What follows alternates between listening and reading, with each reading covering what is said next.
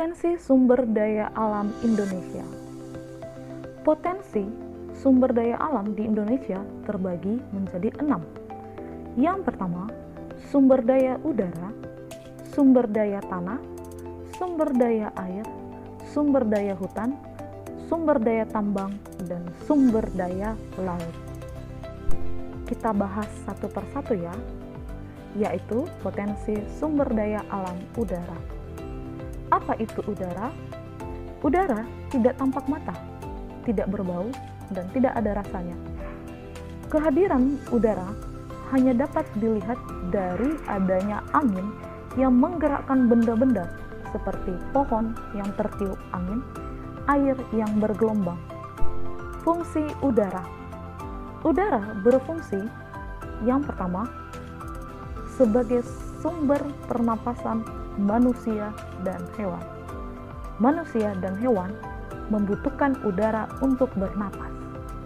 Yang kedua, tumbuhan membutuhkan udara untuk melakukan fotosintesis, yaitu proses pembentukan zat makanan karbohidrat oleh tumbuhan. Dan yang ketiga, zat makanan yang dihasilkan sangat bermanfaat untuk kehidupan manusia dan binatang. Yang terakhir, melindungi kehidupan di bumi dari sinar ultraviolet dan benda-benda angkasa.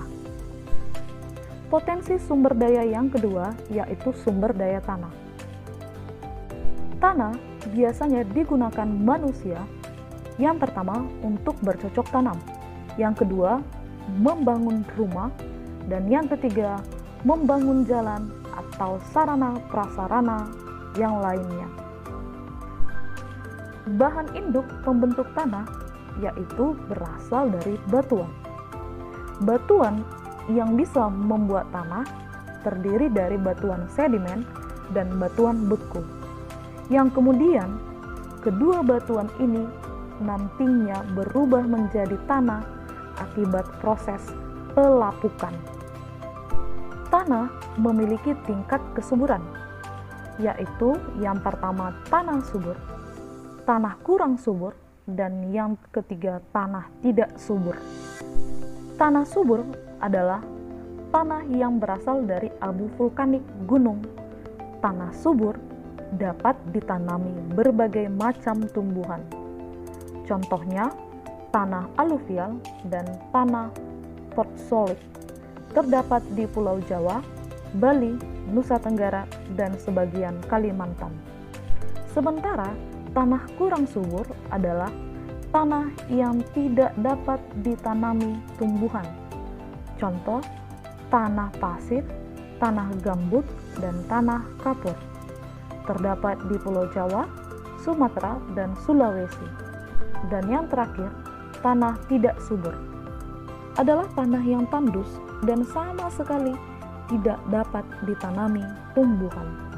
Contoh, tanah laterit terdapat di Pulau Jawa bagian barat dan selatan, dan Pulau Kalimantan bagian barat.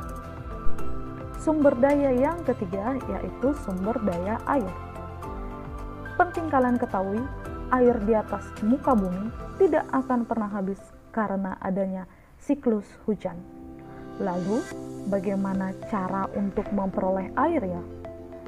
Cara orang memperoleh air yang pertama bisa melalui sumur yang dibuat, yang kedua melalui sungai, yang ketiga melalui danau, yang keempat melalui waduk, dan yang kelima melalui lembaga penyedia air, contohnya PAM. Semua air yang didapat melalui cara tersebut berasal dari siklus hujan. Apa yang dimaksud dengan siklus hujan? Siklus hujan yaitu perputaran air dari atmosfer ke bumi dan kembali lagi ke atmosfer. Siklus hujan ada yaitu siklus pendek, siklus sedang, dan siklus panjang. Apa itu siklus pendek?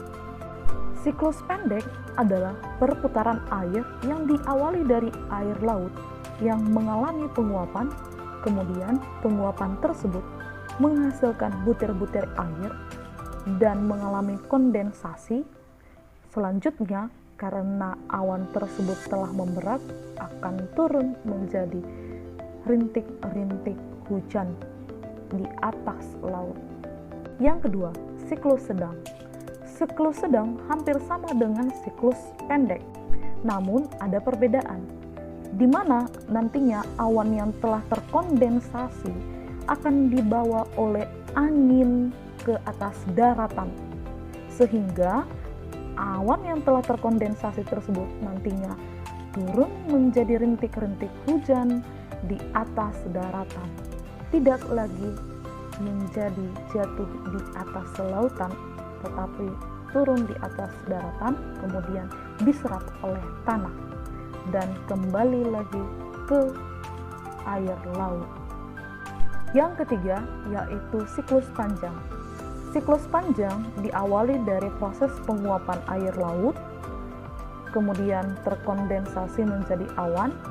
Selanjutnya, awan yang telah terkondensasi itu dibawa ke daratan dan mengalami pengkristalan, yang nantinya awan tersebut akan semakin berat dan turunlah menjadi hujan salju. Hujan salju inilah nanti yang menyebabkan terjadinya gletser, yang kemudian gletser tersebut akan mencair sewaktu-waktu dan air tersebut akan mengalir ke lautan. Sumber daya yang keempat yaitu sumber daya hutan. Hutan Indonesia memiliki potensi yang sangat besar. Luasnya mencapai 99,6 juta hektar atau 52,3% dari luas wilayah Indonesia. Luas hutan yang besar di Indonesia dapat kita jumpai di Papua, Kalimantan, Sulawesi, dan Sumatera. Adapun manfaat dan fungsi hutan, yang pertama, tempat menyimpan air hujan. Yang kedua, tempat hidup bagi flora fauna. Yang ketiga, menjadi sumber makanan dan obat-obatan. Yang keempat, mencegah terjadinya erosi atau pengikisan. Dan yang kelima, menghasilkan oksigen dan menyerap karbon dioksida. Dan yang terakhir, sumber kehidupan bagi masyarakat.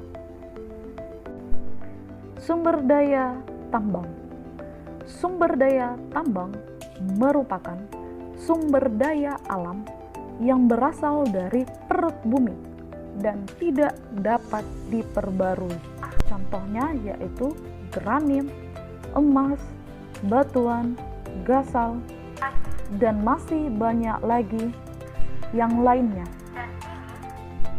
Sumber daya Indonesia yang terakhir yaitu potensi dan persebaran sumber daya laut. Sumber daya perikanan dibagi menjadi dua, yaitu perikanan darat dan perikanan laut.